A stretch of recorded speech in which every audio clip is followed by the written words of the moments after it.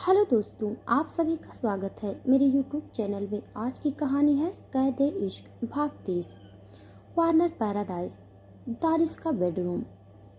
दानिश जिया के कान पर अपने होठ टिकाते हुए बोला, don't you dare little girl, मुझे गुस्सा मत दिलाओ। जिया तिरछी नजरों से उसे देखते हुए बोली, नहीं तो क्या करोगी तुम? मैं तुमसे डरती नहीं हूँ, समझे तुम? दानिश ने उसका हाथ मरोड़ते हुए बोला, तो डरो, क्योंकि मैं बिल्कुल भी रहम नहीं करता। जिया ने कसकर अपनी आंखें बंद कर ली और धीरे से बोली, मुझे दर्द हो रहा है। दानिश ने उसे घुमाते हुए अपनी बाहों में भर लिया और सर्द आवाज में बोला, वो लड़की जल्द ही मेरी जिंदगी से दफा होने वाली है, तो तैयार रहना। जिया सवाली नजरों से उसे देखते हुए बोली, किस लिए तैयार रहना है? दानिश तिरछा मुस्कुराते हुए बोला, मेरी दुल्हन बनने के लिए। उसकी बात सुनते ही जिया ने उसे धक्का देकर खुद से अलग किया और हैरानी से बोली, दिमाग खराब है तुम्हारा? मैं तुमसे शादी नहीं करने वाली। दानिश मुस्कुराते हुए बोला, you know what little girl, तुम्हारे साथ जबरदस्ती करने में मुझे बहुत मजा आता है। उसके बाद तुम जो हरकतें करती हो ना, बहुत क्यूट लगती हो। जिया गुस्से से बोली, कान खोलकर अच्छे से सुन लो, मैं तुमसे शादी नहीं करूंगी। दानिश उसी तरह से बोला, कोई बात नहीं है, मैं फिर से एक बार उठा लूंगा। तुम मेरी कैद में आ जाओगी तो उसके बाद तुम्हें कौन बचाएगा? जिया उसे घूरते हुए बोली, तुम्हें शर्म नहीं आती? तुम। दानिश बीच में उसकी बात काटते हुए बोला, बहुत आती है, लेकिन सामने का खूबसूरत नज़ारा देखकर भाग जाती है। उसकी बात सुनते ही जिया दूसरी तरफ देखने लगी।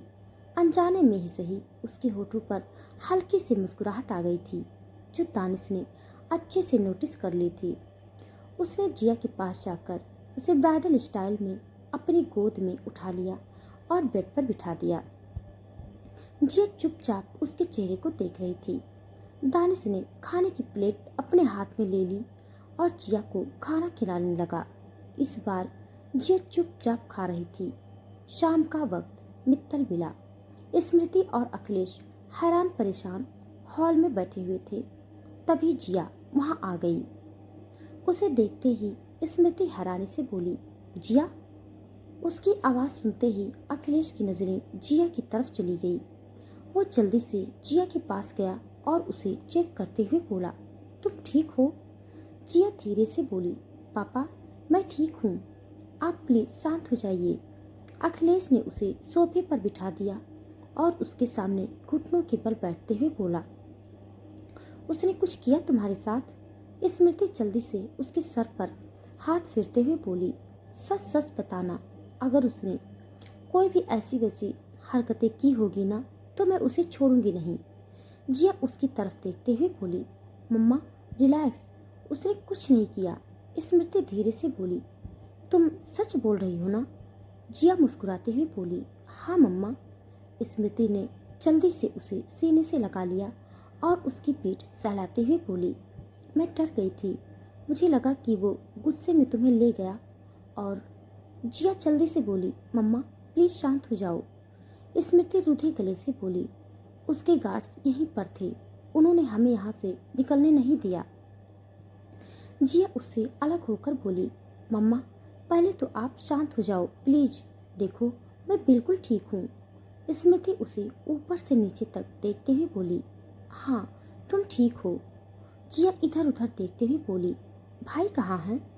उसका सवाल सुनकर अखिलेश उसके पास बैठते हुए बोला, वो हॉस्पिटल में है, जय को गोली लगी थी तो वो उसके पास है। जिया कुछ पल रुक कर बोली, पापा हम यहाँ से कहीं दूर चलते हैं ना प्लीज। उसकी बात सुनते ही स्मृति और अखिलेश एक दूसरे की तरफ देखने लगी। जिया उन दोनों को देखते हुए बोली, वो मेरा पीछा नहीं छोड़ने वाला, उसने कहा कि वो फिर से मुझे उठाकर ले जाएगा। स्मृति हैरानी से बोली, क्या?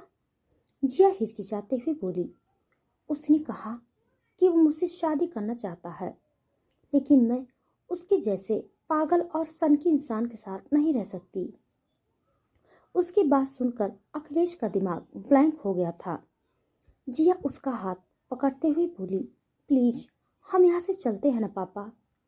अखिलेश होश में आया और कुछ सोचते हुए बोला, ठीक है, मैं स्वरूप से बात करता हूँ और पापा को भी बताना पड़ेगा, वो गांव गए हुए हैं। स्मृति जल्दी से बोली, तब तक हम दोनों पैकिंग करते हैं, बोलकर वो जिया को अपने साथ ले गई। रात का वक्त अखिलेश ड्राइव कर रहा था और स्मृति उसके पास पैसेंजर सीट पर थी। जिया बैक सीट पर थी। वो खिड़की से बाहर देखते हुए कुछ सोच रही थी। तभी स्मृति पीछे देखते हुए बोली, तुम्हें भूख लगी है? जिया ने उसकी तरफ देखा और ना में सर हिला दिया।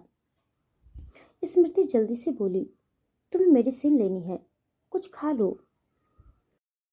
बैग वहीं नीचे रखा हुआ है, उसमें स्नैक्स है। जिया ने बिना कुछ बोले नीचे रखा हुआ बैग उठा लिया।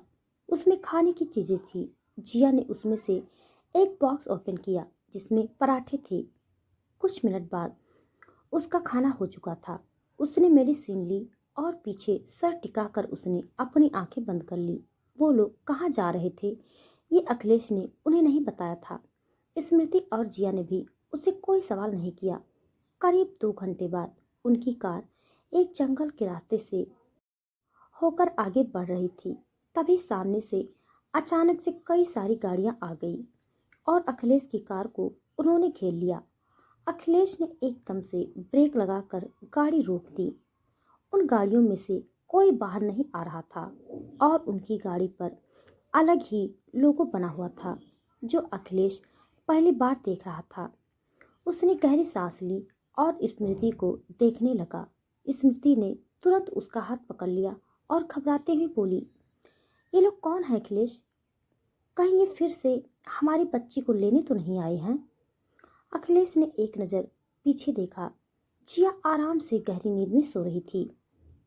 वो धीरे से बोला, तुम यहीं रुको, मैं देखता हूँ। बोलकर उसने जैसे ही दरवाज़ा खोला, किसी ने उनकी गाड़ी में जहरीली गैस का स्प्रे छोड़ दिया। अखिलेश और स्मृति बुरी तरह से खांसने लगे। इधर किसी ने बैक सीट का दरवाज़ा खोला और जिया को गाड़ी से बाहर निकाला। स्मृति और अखिलेश का ध्यान उसकी तरफ नहीं था। वो बस सांस लेने की कोशिश कर रहे थे। कुछ ही पल में वो दोनों बेहोश हो गए। इधर वो शख्स जिया को अपने कंधे पर उठाकर एक गाड़ी की तरफ ले गया। उसने जिया को आराम से बैक सीट पर रखा और खुद ड्राइविंग सीट पर बैठ गया। कुछ ही मिनट में सभी गाड़ियां वहां से जा चुकी थी। अगले दिन वार्नर पैलेस यूके। सारा सुबह से पैलेस के डेकोरेशन में लगी हुई थी। विलियम और जैन चुपचाप उसे देख रहे थे। सारा ने ईवा को अपने पास बुलाया और मुस्कुराते हुए बोली, तुम समझ गई ना क्या करना है? मुझे कोई गलती नहीं चाहिए, बस सब कुछ मेरी लिली के हिसाब से होना चाहिए। विलियम बोरियस से उसे देखते हुए बोला, कुछ बताओगी कि तुमने उस लड़की को कमरे में बंद क्यों किया है? सालों से तुम उसके इंतजार में थी और उसके मिलते ही तुमने उसे कमरे में बंद कर दिया। सारा उसके सामने जाकर खड़ी हो गई और बिना किसी भाव के बोली, मैं उसे क्यों बंद करके रखूंगी? वो आराम कर रही है और मैं नहीं चाहती कि कोई उसे परेशान करे। सबसे पहले मैं बात करूंगी उससे, उसके बाद सबकी बारी आएगी।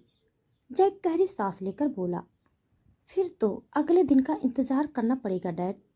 चलिए, यहाँ रहकर कोई फायदा नहीं। उसके बाद सुनते ही विलियम को हंसी आ गई। सारा कड़क आवाज में बोली, चुपचाप बैठ जाओ, कोई कहीं नहीं जाएगा। तभी एक मेड खाने की प्लेट लेकर उसके सामने आ गई। सारा ने उसके हाथ से प्लेट ले ली और वहां से एक कमरे की तरफ निकल गई। कुछ मिनट बाद वो एक कमरे के अंदर चली गई और उसने जल्दी से दरवाज़ा बंद कर दिया। एक लड़की डरी सहमी सी बेड पर बैठी हुई थी। उसके पैरों में जंजीरें लगी हुई थीं। उसका चेहरा ठीक से दिखाई नहीं दे रहा था क्योंकि उसके बाल बिखरे हुए थे। सारा उसके पास बैठ गई और प्यार से बोली, लिली बेबी, चलो खाना खा लो, तुमने सुबह से कुछ नहीं खाया। बोलते हुए उसने खाने का एक बाइट लिली की तरफ बढ़ा दिया। लिली कुछ बोलने की हालत में नहीं थी, क्योंकि रो रो कर उसका बुरा हाल था और ऊपर से सारा ने उसे जंजीरों में बांध रखा था। लिली ने बस धीरे से ना में सर हिला दिया। सारा ने प्यार से उसके बालों को ठीक किया और उसके सर पर हाथ फेरते हुए बोली, बेबी चलो थोड़ा सा खा लो, बाद में जितने ड्रामे करना है कर लेना। लिली के पास उसकी बात मानने के अलावा कोई ऑप्शन नहीं था। जब से वो यहाँ आई थी तब से सारा जबरदस्ती उससे वो हर काम करवा रही थी जो उसे नहीं करना था। थोड़ी देर बाद लिली का खाना हो चुका था। सारा ने उसके फोरहेड पर किस कर लिया और कमरे से बाहर निकल गई। उसके जाते ही फिर से एक बार लिली का रोना शुरू हो गया। वो चुपचाप बेड पर लेट गई और सिसक सिसक कर रोने लगी। Delhi, India Mittal villa. अखिलेश अपने सर पर हाथ रखकर बैठा था और स्मृति, उसने तो रो रो कर अपनी तबीयत खराब ही कर रखी थी। सरो फ्रस्ट्रेशन से बोला, आपको ज़रूरत क्या थी उसे बाहर लेकर जाने की? चुपचाप घर में रहती तो ये सब कुछ होता ही नहीं। स्मृति रोते हुए बोली, हमें थोड़ी पता था ये सब हो जाएगा, उसने खुद कहा था उसे यहाँ नहीं रहना। स्वरूप शांत लहजे में बोला, मॉम वो बच्ची है, लेकिन आपको तो सोचना चाहिए था ना। अखिलेश उसकी तरफ देखते हुए बोला, ये काम दानिश वार्नर के अलावा कोई भी नहीं कर सकता। स्वरूप गहरी सांस लेकर बोला, मैंने पता किया है, वो यहाँ नहीं है। अखिलेश हैरानी से बोला, मतलब क्या है तुम्हारा? कहाँ गया वो? स्वरूप उसे देखते हुए बोला, वो यूके गया है। अखिलेश कुछ पल रुक कर बोला, शायद उसे पता चल गया था कि हम जिया को लेकर यहाँ से जा रहे हैं। स्वरूप धीरे से बोला, हो सकता है। उसकी बात सुनकर स्मृति जल्दी से बोली, तुम कुछ भी करो, उसे वापस लेकर आओ प्लीज।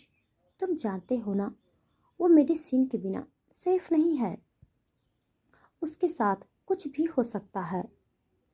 स्वरूप उसे सीने से लगाते हुए बोला, मॉम उसे कुछ नहीं होगा, आप शांत हो जाओ। Warner palace, UK. कारों का काफिला पैलेस के सामने आकर रुका। उसमें से दानिश गुस्से से तमतमाते हुए बाहर निकला और सीधे अंदर चला गया। सारा ने उसे वार्निंग देकर यहाँ बुलाया था, क्योंकि सीधे तरीके से तो वो आने वाला नहीं था। पैलेस के अंदर आते ही वो तेज आवाज में बोला, मॉम वेयर आर यू? उसकी तेज आवाज सुनकर सब लोग भागते हुए हॉल में आ गए। सारा आराम से सीढ़ियों से होते हुए नीचे आ रही थी। उसका एटीट्यूड ऐसा था जैसे उसने बहुत बड़ी जंग जीत ली हो। उसे देखते ही दानिश तुरंत उसके सामने आकर रुका। सारा मुस्कुराते हुए बोली, तो तुम आ ही गए? दानिश अपने दांत पीसते हुए बोला, कोई ऑप्शन छोड़ा था आपने? सारा उसी तरह से बोली, बिल्कुल भी नहीं। बोलकर वो सीधे सोफे पर जाकर बैठ गई। विलियम सीरियस टोन में बोला, क्या हो रहा है, कोई मुझे बताएगा? दानिश गुस्से से बोला, आपकी वाइफ ने मुझे धमकी देकर यहाँ बुलाया। विलियम सारा की तरफ देखते हुए बोला, कुछ बताओगी तुम? चल क्या रहा है तुम्हारे दिमाग में? सारा ने उसकी तरफ देखा और मुस्कुराते हुए बोली, मेरा बेटा और बहू दोनों यही हैं, तो फिर इनकी ऑफिशियली शादी करवानी है। उसकी बात सुनते ही दानिश का दिमाग खराब होने लगा था। वो सर्द आवाज में बोला, मॉम कितनी बार बोल चुका हूँ, मुझे वो लड़की नहीं पसंद। सारा बेफिक्री से बोली, ऐसे कैसे नहीं पसंद? तुमने कभी उसे देखा है?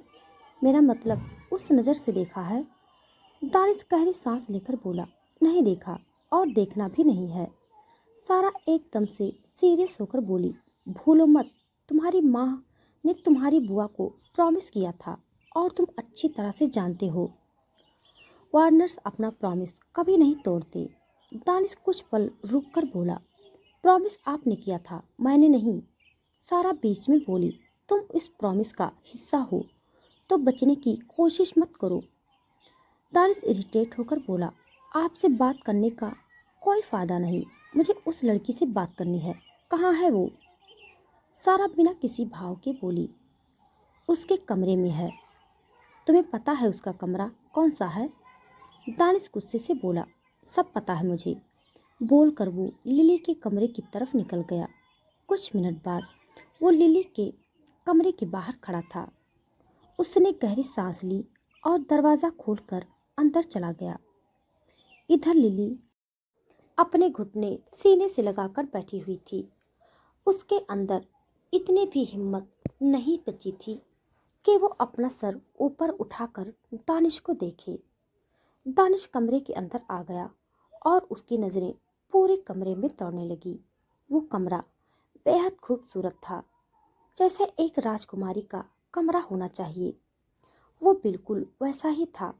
इससे पहले दानिश इस कमरे में नहीं आया था। उसे सिर्फ पता था कि बचपन से ये कमरा लिली का है। आज वो पहली बार कमरे के अंदर आया था। उसने गहरी सांस ली और बिना लिली की तरफ देखे बोला, मैं जानता हूँ हमारे पेरेंट्स ने बचपन में ही हमारी शादी करवा दी थी, लेकिन मैं किसी और से प्यार करता हूँ। तो मॉम से बता दो, तुम्हें इस शादी में नहीं रहना है। उसके बात सुनकर लिली ने धीरे से अपना सर ऊपर उठाकर उसे देखा, लेकिन उसने कोई जवाब नहीं दिया। वो दानिश को ऐसे घूर रही थी जैसे उसकी जान ले लेगी। तो दोस्तों, आज के लिए बस इतना। इसके आगे का भाग जानने के लिए आप सब मेरे साथ बने रहिए। हमारी कहानी आप सबको कैसी लग रही है कमेंट बॉक्स में ज़रूर बताइएगा। तब तक के लिए धन्यवाद।